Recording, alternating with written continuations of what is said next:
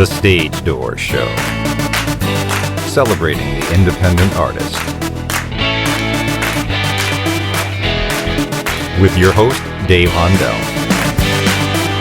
Hi, everyone. Welcome to The Stage Door Show. This is Dave Hondell, listening to us on iHeartRadio. I'm so happy tonight. We have a great guest with us. She's a multi-talented model, actress, and stunt performer. You've seen her on TV and film. And we're so happy she's with us tonight. So please welcome Cody Renee Cameron. Welcome to the show, Cody. Woo! Thank you. Well, we're so happy you're with us. And, I know you're a communications major at a Big Ten school, which I'm from Minnesota. So we're a Big Ten college town as well. Hey, a competition. That's right. University of Illinois. So I guess, what was your original passion? What did you want to do, I guess, when you went to school and got that communications degree? Was modeling and acting in your future at that point? So I went to the Illinois Math and Science Academy for high school. And then I was like, okay, math and science, blah. So then I did communications in college and ended up kind of being like, blah, I'm just going to live my life in a bikini. Okay. I kind of just thought maybe I would like manage a Hooters and like eventually own a franchise or work for an advertising agency. And that was kind of my way of like being creative and working with people. And I thought that would just be my path. Because also, I was in college, so I didn't really like put a lot of thought into it. I just wanted to like party and have fun. Yeah, right. But there's always a piece of me too that like has loved performing. I saw Cats the Musical on VHS in junior high, and I was like, what is this? I want to do this. So Cats did it for you? Yes, I give credit to Cats the Musical for inspiring me to want to be a performer. And so in college, I was working at a Hooters, and I got scouted for Playboy, and I got to represent U of I in College Girls, which was so cool because it was Hugh Hefner's alma mater. It was just so special to me. Oh, really? I didn't know that. And, okay. And then he had like the Chicago was where the Enterprise building was. People think like obviously the mansion was in LA, but Chicago was kind of the center of things for a while. So I got to like shoot up there and work with the team, and I loved it so much. I was a total ugly duckling as a kid. And so to be in this magazine that's like the #1 sex symbol magazine, like Marilyn Monroe was in it. And I was just like, oh, this is so cool. And I want to do more of this. So I graduated college. The next day, like got in my car and drove out to LA. And I was like, this is where I need to be. Really? Yeah. Wow. Me and my dog. So that's kind of what started it was modeling. And that kind of gave you the, I guess the start in front of the camera or in front of the camera, actually. Yeah. Yeah. So there was modeling, and then that's kind of 2-dimensional, right? Like it's really fun and sexy, but then I knew I wanted to do something more. And so acting was kind of just the next step in that, where you got to express a lot more feelings and emotions than just like a page on a magazine. We got like moving pictures and movies. Yeah, exactly. In Hollywood, speaking of Hollywood, you drove out there, and it can be a crazy place out there for anyone in entertainment and just in general. But there's a lot of competition, obviously, for actors and anybody in entertainment and modeling as well. So how do you navigate that competition, in the audition process? Because I know now, since COVID, has been a lot of self-tape interviews and a lot of self-tape type auditions. So is that the case still? And how do you navigate that whole process out there in LA? Yeah, I actually haven't even had an in-person audition yet since COVID. Everything's just been online. And so I have like a whole setup in my apartment. And that's kind of the expectation now, is that every single actor has to have 2 box lights and a tripod and, the background. And, we all live in these tiny boxes. So it's pretty crazy. But there's nothing more shocking than like going to your first audition where you walk into a room and there are 30 carbon copies of you and you're all wearing like the same dress from BB, like in different colors. Yeah, and you're just like, wait, can we all be friends? Like, this is insane. But then, the more you do it, the more you see that it's not really about like competition, like that they're looking for something and you just give your unique thing. And if that's what they're looking for, then that's the choice. And if not, you move on to the next thing, and you kind of build confidence as you start to book. Because you get told no a lot, but then you start to get told yes. And so you kind of just have to keep going, but it's a crazy process. And also, in California, I mean, did you find that kind of a culture shock when you went from the Midwest to California and had to, I guess, do all, because a lot of people grow up in the business now out in LA. Sometimes, they're used to that as kids, even. That would kind of be a culture shock, I would imagine, right? Dude, culture shock does not even begin to explain what I went through. Like where I'm from, bars close at like 10 p.m. So I like got out here and I was like, what is this? Like, what is nightlife? And what is like all the glitz and glamour? And I remember like the first time I saw the Hollywood Walk of Fame, like the stars, like on the concrete, but there was also like dog poop there. And I was like, Yeah. wait, this is not how I imagined it. This is so different and weird and crazy. Yeah. But yeah, I would say the first 2 years I was lost in the madness of discovering LA. It's all kind of a blur. And then after that, I finally was like, okay, like let's get this whole career thing started. And I started taking acting classes, which is where everything kind of started to kick off for me. Well, some of the things that you've been in, I know you've been in on a lot of TV stuff, Ballers being one of them, some of the big shows like that. But you were, I think, one of your big breaks was being in El Camino, a Breaking Bad movie with alongside Aaron Paul. So talk about that experience. That must have been amazing for you. Yeah. Well, first off, the audition was crazy because this was pre-COVID, so in person. And they made it sound like it was some like YouTube special project for the showrunner. And so we had no idea what we were auditioning for. And the audition process was really fun. They let us improv a lot. And then I got a call. I still didn't know exactly what I had booked. And it wasn't until I was on a plane in first class heading to Albuquerque that it leaked that they were making a Breaking Bad movie. And my manager calls me as I land and he's like, you're in the Breaking Bad movie. And I was like, what do you mean? And he's like, check, Wow. check TMZ and whatever. And I was like, holy crap, this is crazy. So it was so cool. And it was just like, they treated us so well. And I was there for a week in Albuquerque with the team. And I loved hanging out with the stunt team. Like Aaron Paul's stunt double was amazing. And Aaron Paul is just so incredibly nice and talented. It was so cool to watch him work. And all the guys that played the villains, because it's like the three girls with the villains for a lot of the time. And they were just so cool. And Vince, the director, just like gave us so much time to play. Like he was really like, you can improv. And like I actually got to mention my dog as we're like walking around. I was like, I just want to go home and take a bubble bath with my dog, and that line made it in. Very cool. Oh gosh, it was really crazy. It's like my favorite experience for sure. In Albuquerque, I have a family that lives there, and when I went out there, they took me around in some of the Breaking Bad locations, and I didn't realize, but Albuquerque, there's only like one neighborhood in Albuquerque that actually has grass in the neighborhood in the lawns, and that's where they filmed a lot of Breaking Bads. And the homes are used in that one neighborhood. I didn't realize that, because everything's all high desert and everything's got to look the same. And so I don't know. I don't know if you noticed that or not when you were out there for a week, but yeah, they gave us. Everyone had a car, and it was like the start buttons, and I'd never driven a car like that, so I didn't know how to like start it. One of the girls had to help me come start my car. Oh man, we went to like the Scots took me to like the gun range, and yeah, I tore that town up. It was sure. It was fun. You're also in a Girl Lost, a Hollywood Story, and you played a villain in that. So how was that for you? I mean, to play that kind of role? That was really cool. That was at the time that was the biggest role that I have ever played. And it was a female writer, director, producer. And so it was amazing working with Robin on that. I love going dark. Like I loved playing the villain. It's like your job in that is to make her so evil that people don't want to be her. But also give her, so much relatability and kind of a sad story that people like feel sorry for her. They understand where she's coming from and how she got the way that she did. Yeah. So it was really fun to play with that. And a lot of the stuff got cut. Like there was a crazy crying scene, and that was a bummer. But I loved it. It was hard to watch in one sitting too. It's like, it's very dark. It's about like the underbelly of LA and girls being taken advantage of. And so I had to like pause it 3 times before I could finish it. I can imagine, and also, playing a role like that. How did you get into that space where you could actually have somebody empathize with your character? Because I think that's an important thing, where people, I think they see a character as supposed to be a villain, but there's got to be a reason why people do what they do. And so I think we all have in us, something that we wish we could change, or we wish we could, not be in that area, that space, I guess. But how did you get there to make people empathize with your character? Because I think that's important as an actress.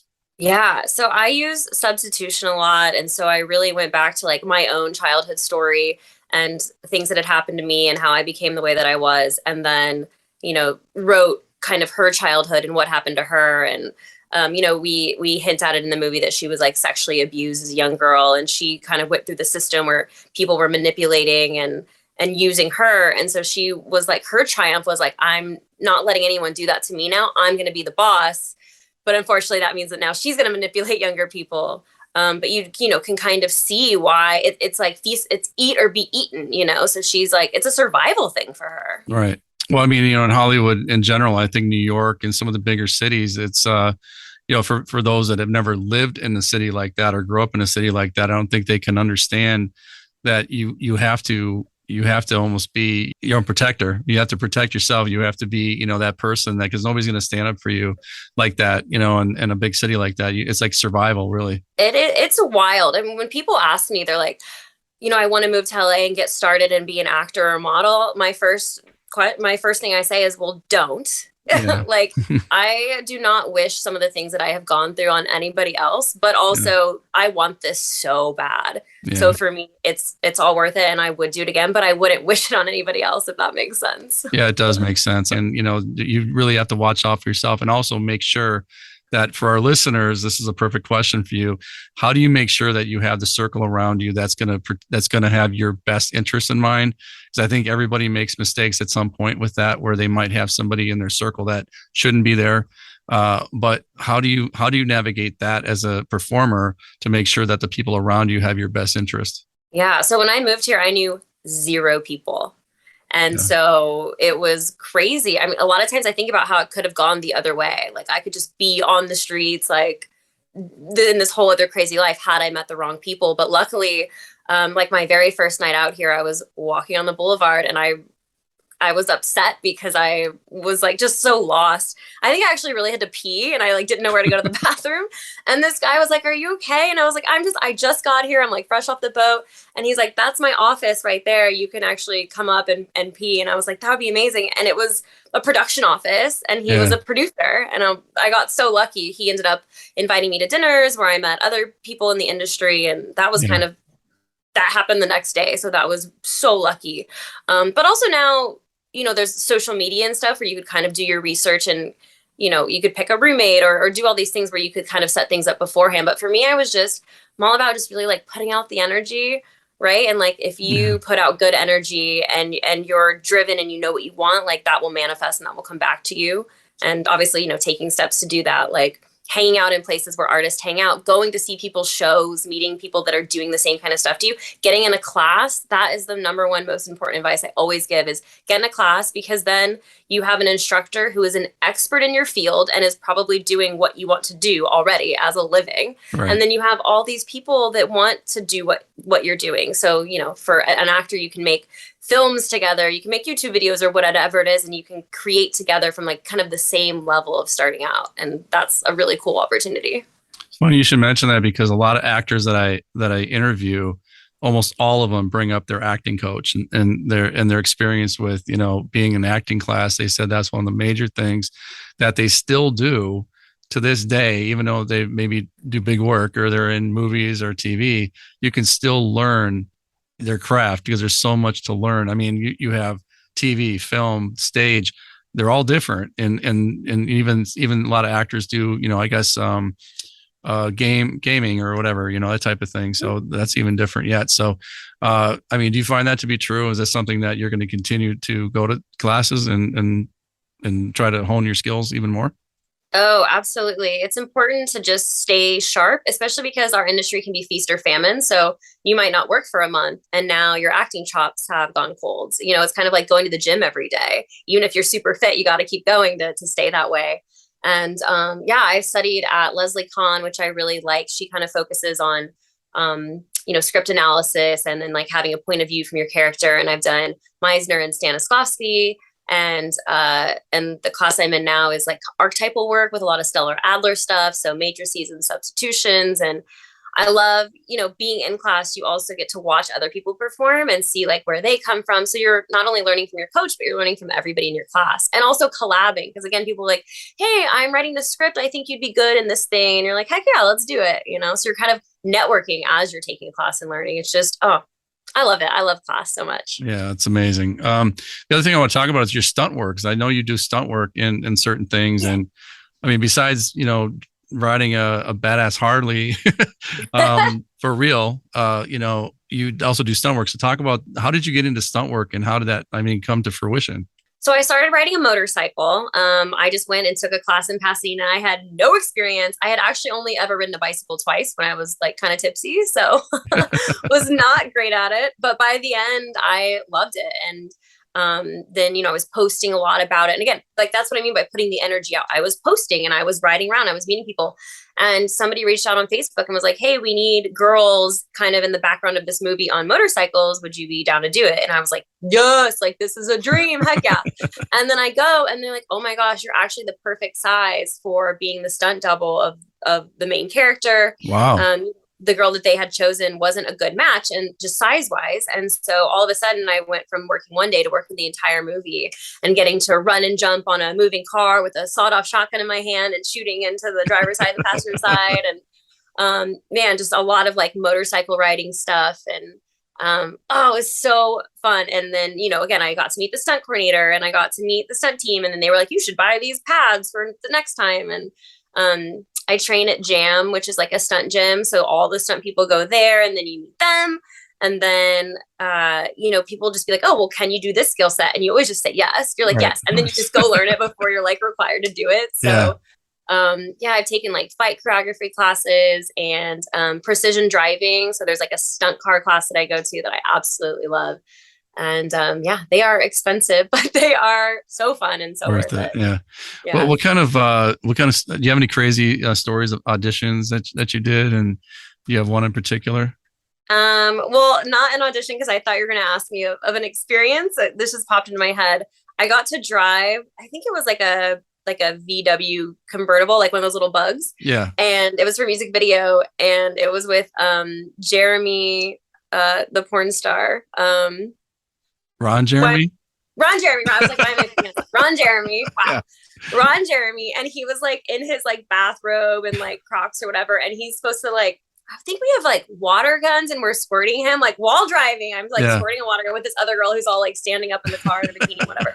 And he like runs into the car while I'm driving it and jumps in like head first, like butt in the air, his like feet kicking as I like drive us off. And that was so crazy to me. I was like, what is my life right now? I love this. Yeah. And Ron Jeremy's in it. Yeah, right. And then, I just did an audition. I guess I'm not really supposed to say, but so I won't say what it is, but it's for a network show. And I got to, like, you had to lip sync rap lyrics. Yeah. And so like I had to like learn this rap, and then also like act out the scene that was happening, and then like rap the girl parts or whatever. So you just like, and they'll just send it. They're like, okay, here's 5 pages to memorize. And then also here's song lyrics. And then here's like the song in clips. And you're just like, you have to put it all together and make it work in a way that makes sense, wow. And you're like, this is wild, but I had a lot of fun with it. So fingers crossed. Yeah. Well, good luck with that for sure. And I know, speaking of that, is there anything you can talk about that was coming out or recently came out that we can go check out? Next month, we're going to be filming a sequel to Trophy Heads, which is a Full Moon Features movie from like the 80s or 90s. And the original is about this guy who is obsessed with Scream Queens, and he sees that like they're getting older and people forgetting about them, and like he wants to like immortalize them. So he like hunts them and then like cuts off their heads and puts them on his wall. And then they talk to him. Oh, well, really? So, okay. Yeah, it's freaking amazing. I just watched the first one on Full Moon Features. And so we are doing the sequel, but it's with influencers. Yeah. So I'm so excited. I associate produce for Full Moon now, which is, I love. I get to help cast and that's amazing. Kind of put everything together. Yeah, it's kind of like the natural movement up is like you're acting, and then all of a sudden you want your hands and all the other little pots too. Right. So I'll get to do that and then also act in it. So I'm so excited about that.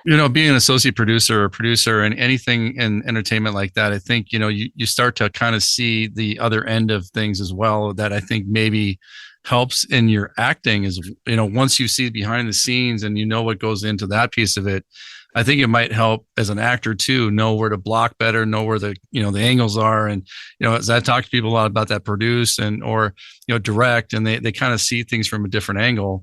And so do you find that to be the same now that you're a producer, to kind of helps in your acting as well? That is so brilliant. And that's one of the reasons, just getting on set to learn. First of all, there's like its own language, right? That's not even really taught in a class usually. It's like you don't understand until you're actually on set. And so the best way to prep yourself when you do get that big acting opportunity is to get on set like as an extra, get on set as a PA, like volunteer if you have to, but apply for jobs, a van driver, whatever it is, like get on set and watch people and talk to people, because it makes a huge difference. I got hired as a stand-in really early on doing background work, and I didn't know what that meant.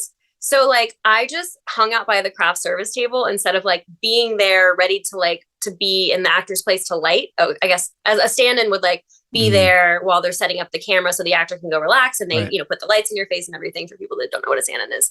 And so like I was there for 16 hours and I don't think I ever stood in for her just because they could never find me. I didn't know to be available, and like they never hired me again. They were probably like, this girl's awful, but no one explained it to me. And I on me, I didn't ask. I just thought, oh, well, someone will tell me, that kind of passive attitude as opposed to like a proactive attitude. Like, yeah. And also I was so shy in the beginning, but I also had that like imposter syndrome where I felt like I didn't deserve to be there. And so I would hide in my trailer and be like, well, I only have one line or whatever. So I'm just, nobody wants to see me or talk to me.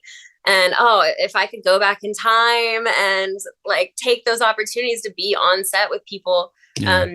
I just shot, I was in the last season of Mayans, and I was there for 2 episodes, and I was not in my trailer. I was on set. I was watching, I was talking to the actors. Like it was so cool. Like there was so much talk about like personal lives, but also just about acting. And I got to hear a lot of really cool things that I wouldn't have it. I just been like hiding out in my trailer. Right. Well, and the other thing is as being a performer, obviously a model and an actress, your health is very important. And I know you do a lot of yoga. So do you find that yoga helps you relax and helps you kind of, recenter your mind and also, keep yourself in physical shape? Yeah, absolutely. There's like something so cathartic about stretching that lines up with like getting your mind ready for the day as well. And then learning like discipline, like holding yoga poses when you're like, your whole body is shaking and you're like 5 more seconds, then when you get in the real world and your temper flares up or you're hungry or something, you're just like, no, I can do this. Yeah.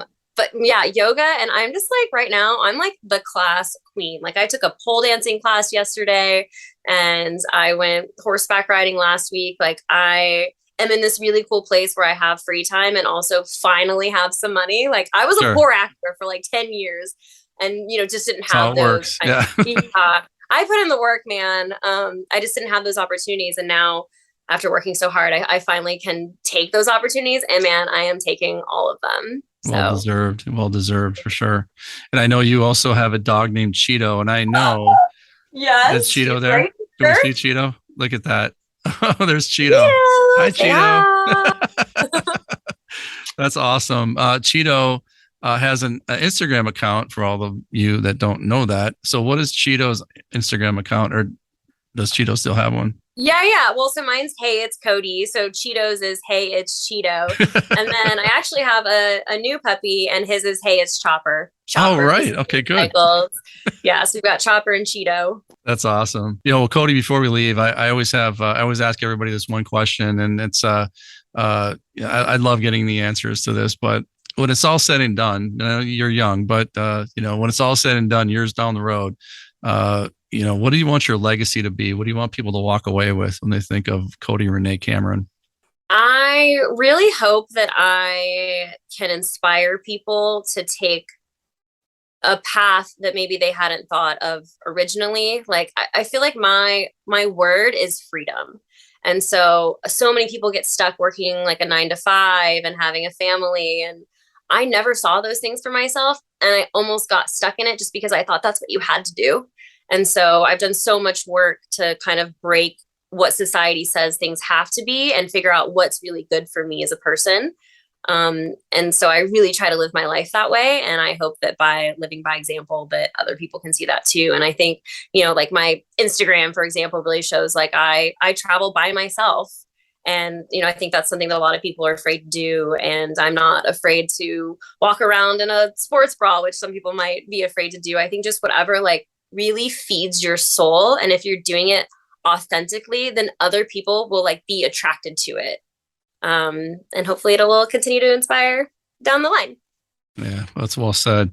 And, hopefully it'll inspire other people out there too, especially young girls that are looking to get into, the entertainment business, but they can do it the right way. And they're going to do it, with, not taking, any crap from anybody, Heck yeah. right. Well, and if you don't want to do it as a career, like, I just encourage people to like do their hobbies, right? Like paint after you get off work, or, like just create art, because it's therapeutic, and it's what we're put here to do. We weren't put here to just work and make money and then spend the money. That's not why we're here. So just really encourage people to like get out in nature and find what like really gives you peace and joy. I love that. Thank you so much, Cody. And again, best of luck for you and your future projects here. And best of luck on your audition as well. Can't wait to hear about that. Anyway, so thank you again, Cody. You're always welcome on the show, and I really appreciate you being on the show tonight. Thank you. Thank you so much.